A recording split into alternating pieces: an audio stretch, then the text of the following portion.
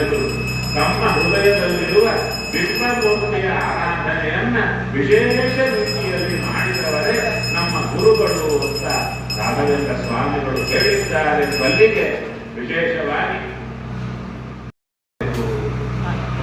ಆ ಸಮರ್ಪಣೆಯೂ ಕೂಡ ಹೇಗಿರಬೇಕು, ಆದಷ್ಟು ಕಾಲ ಘಟಿತ ನಿಯಮನ ಪೂರ್ವಕವಾಗಿ ಆ ನಿಯಮ ಪೂರ್ವಕವಾಗಿ ಸಮರ್ಪಣೆ ಮಾಡಿದ್ರೆ ವಿಶೇಷ.